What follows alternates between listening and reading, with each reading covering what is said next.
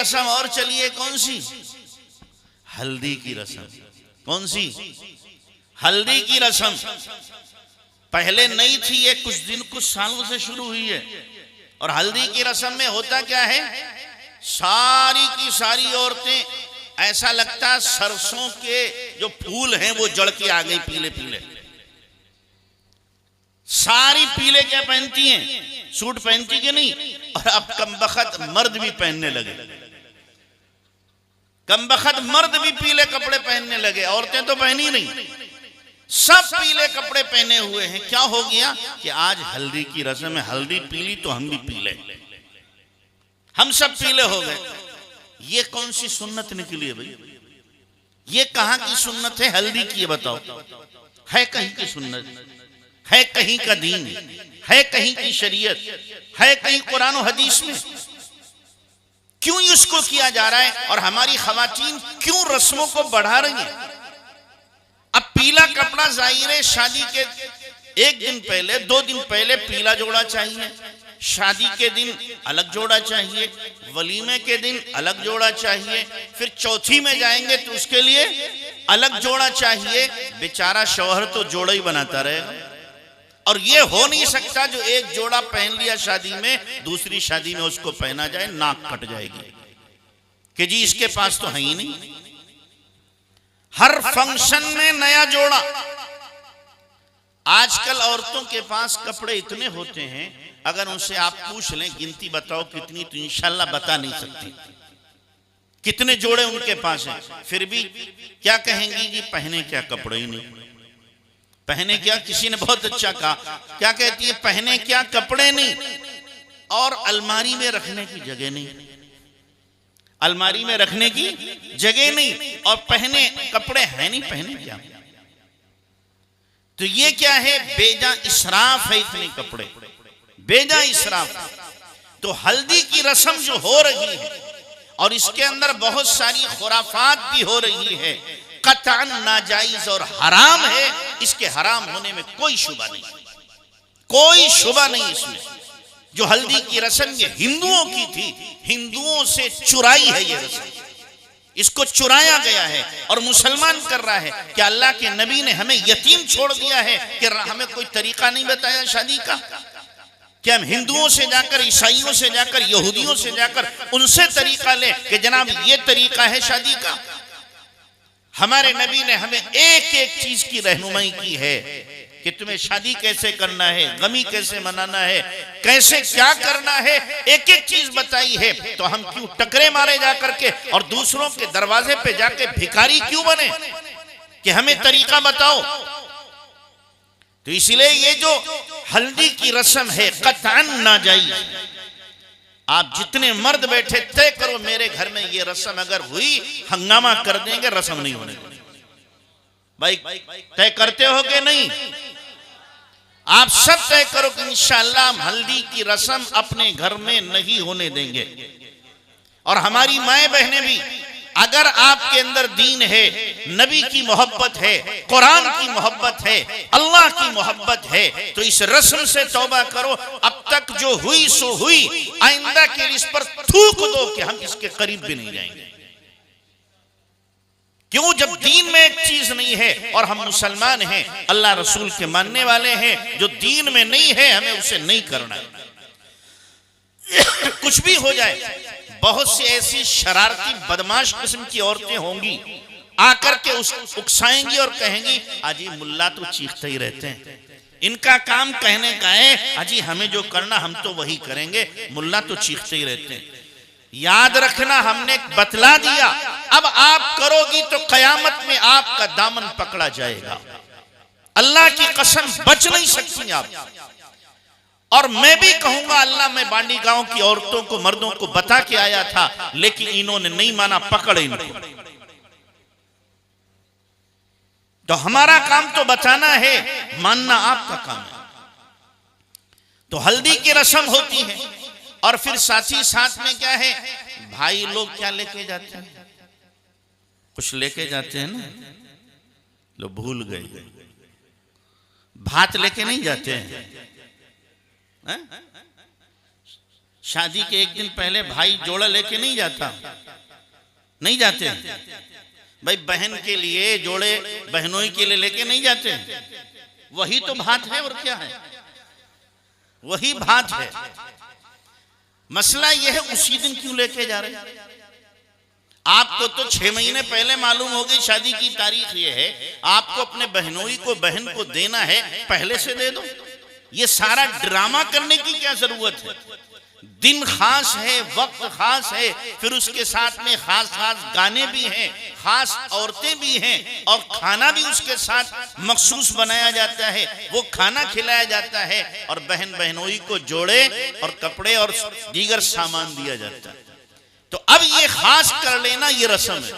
बहन बहनोई को देना मना नहीं है, आपकी बहन है, आपका बहनोई, जो चाहो दो, कौन मना करता है, लेकिन मखसूस तरीके से देना। फिर वही बात आ जाएगी, बहन को जोड़ा तो देते हैं और वरासत नहीं देते। वरासत देते हो भाई, जोड़ा दे रहे हो आप 1000, 1500, 2000 रुपए का। बाप मर गया है, जिस बाप से मर्द पैदा उसी बाप से तो बहन पैदा है कि नहीं है? या दोनों अलग अलग हैं? माँ बाप दोनों के एक हैं कि नहीं है? जब बेटे का हक है जमीन में, मकान में, तो बेटी का भी तो हक है। बेटी का हक क्यों मारा जा रहा है? उसको भी तो देना चाहिए कि जमीन पर मालिकाना हक हमारा, मकान पर मालिकाना हक हमारा, अब्बा ने जो केस छोड़ा है मालिकाना हक हमारा, कोई इसमें नहीं ले सकता। हाँ, जब तुम्हारे यहाँ शादी होगी हम एक जोड़ा फकीरों की तरह तुम्हें दे देंगे, ले लेना, एक जोड़ा देंगे हम तुम्हें। बहुत से लोग कहते हैं क्या करें, हमने बहन को दिया था वरासत का हक, बहन ने लिया नहीं। मैं कहूंगा जालिम, तूने दिया नहीं। दिया ऐसे जाता है, दिया ऐसे जाता। वो बहन जो ईद पर आप सिवई देते हो तो ले लेती है, शक्कर देते हो तो लेती है, और 20 लाख का उसका अगर खेत आ रहा तो वो नहीं लेगी, वो मना कर देगी। इतनी सखिया बन जाएगी कि हमें जरूरत नहीं है, वो बहन को देते ही नहीं है। कहते बहन तुम्हारा हक है, ले लो। अब वो समझती है अगर मैंने ले लिया तो भैया के यहाँ आना जाना बंद हो जाएगा। भैया कहेगा अब हक ले लिया, अब काहे को आई मेरे घर में? तो बहन को चूंकि भाइयों से ज्यादा मोहब्बत होती है, वो अपना रिश्ता खत्म नहीं करना चाहती, इसलिए हक मांगती नहीं है। लेकिन उनके हक न मांगने से याद रखना, उनका हक खत्म नहीं होता। जो भाई अपनी बहन को हिस्सा नहीं दे रहा है, मैं साफ कहता हूं, चाहे जिस मुफ्ती से मालूम कर लेना, वो भाई हराम खोर है। वो भाई क्या है? हराम खोर है, हराम का खाने वाला, नस्लन बादा नस्लिन हराम खा रहा। मैं अगर अपनी बहन को नहीं देता हूं, मैं हराम खाऊंगा, फिर मेरी औलाद वो हराम खाएगी, फिर उनकी औलाद वो हराम खाएगी, नस्लन बादा नस्लिन सब हराम खाएंगे। क्यों? इसलिए कि जिस हुक्म को अल्लाह ने कुरान के 2 रुकू में बयान किया हो वरासत के, उस हुक्म को हम बिल्कुल दरकिनार कर दें, उसको मानने के लिए तैयार ना हो, जो फर्ज है उसको तर्क कर दें और समझे कि जनाब ये हकी नहीं है बहनों का हमारी। तो इसलिए जो बहन को हक नहीं दे रहा वो हरामखोरी कर रहा है। और बहुत से होशियार किस्म के लोग क्या कहते हैं, हमने बहन की शादी की थी, जहेज में दे दिया। होशियारी दिखाते हैं। हाँ, जहेज में देना आपका माना जाएगा। जब शादी के लिए आप जहेज खरीदने जा रहे हो, बहन से कह दो जो खर्चा होगा तुम्हारी वरासत में से कर रहा हूं, चाहो तो वरासत का पैसा ले लो, पैसा नहीं तो ये जहेज सारा का सारा तुम्हारे पैसे से खरीद के लाओ। और मान लो उसके 10 लाख रुपया हो रहे हैं, 10 लाख का सामान दिया, तब तो आप वरासत से बरी हो गए से उसे। और 10 लाख हो रहे हैं, 5 लाख आपने खर्च कर दिए और 5 लाख अपनी गुट्टी में रख लिए, तो ये 5 लाख के हरामखोर फिर बाकी रहेंगे। जितना हक बन रहा, उलमा ने यहां तक लिखा है, बाप अगर मरा, उसके पुराने कपड़े हैं, उन पुराने कपड़ों में भी बहनों का हिस्सा है।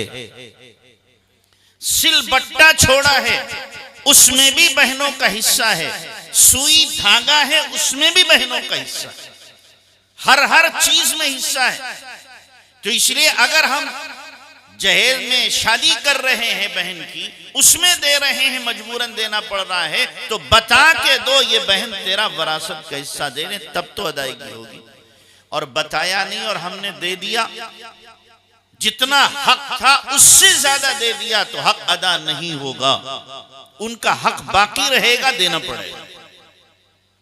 तो इसलिए ये भात के अलावा आप क्या करो, बहन का वरासत का हक दो और हराम खोरी में मुब्तला ना हो। और याद रखना, ये बहनें माफ नहीं करती हैं। कयामत के दिन जब सब भागे भागे फिर रहे होंगे और एक एक पाई और एक एक नेकी के मोहताज होंगे, तो ये बहनें आकर के गिरेबान पकड़ेंगी, कहेंगी तू है ना जालिम भाई, मेरा हक तेरे ऊपर बन रहा, 4 बीघे जमीन मेरी बन रही थी, दे अदा कर। सारी जितनी नेकियां हमारी हैं वो सब की सब बहनें लेके चली जाएंगी और हक अदा ना हुआ तो अपने गुनाह हमारे सर लाद देंगी। वहां बहन नहीं देखेगी मेरा भाई है, मेरा बाप है, मेरी माँ है, मेरी बहन है ना, हर एक खुद गर्ज हो जाएगा। मैदाने महशर में खुद गर्जी होगी। उसकी वजह बताऊं क्यों होगी? हदीस में है अल्लाह ने रहमत के 100 हिस्से किए हैं, एक हिस्सा तमाम मखलूकात में तकसीम किया है, 99 अपने पास रखे हैं। और जब कयामत का दिन होगा वो एक हिस्सा भी अल्लाह सबसे लेकर अपने 100 पूरे कर लेगा। जब 100 अल्लाह के पूरे हो गए तो रहम रहा ही नहीं, तो एक दूसरे पर कोई रहम नहीं करेगा। फला अंसाब बैनहुम यौमैन वला यतसाअलून, सारे हसब नसब खत्म, सब भूल जाएंगे। उस दिन हशर क्या होगा? यवद्दुल मुजरिम, मुजरिम क्या चाहेगा उस दिन? लौ यफ्तदी मिन आदाब यौमइदिन बिबनी व साहिबतिही व अखी व फसीलतिही अल्लती तुवी व मन फिल अर्दि जमीअन थुम्मा युनजी कल्ला इन्नहा लज़ा नज़्ज़ाअतन लिश्शवा। कि मुजरिम चाहेगा अल्लाह मेरे बेटे को, बीवी को, खानदान को, अब्बा को, अम्मा को, अल्लाह नहीं सारी दुनिया को उठा के जहन्नम में डाल दे, मुझे बचा ले, इतना खुदगर्ज हो जाएगा। तो ये बहनें कयामत के दिन हमारा गिरेबान पकड़ करके एक एक पाई हमसे ले लेंगी। तो इसलिए अभी आसान है मसला कि जिंदगी में ही क्या करें, उनका हक उन्हें पहुंचा दें। और किसी का हक देने से याद रखें कभी कमी नहीं आती, बल्कि हक देने से अल्लाह बरकतों के दहाने खोल देता है। दोगे बहनों को, दोगे? बड़ी आहिस्ता से इंशाल्लाह निकल रही कि तो बहुत ही कड़वा इंजेक्शन लगाया, बहुत तगड़े वाला, बल्कि इंसानों वाला नहीं भैंस वाला लगा दिया है।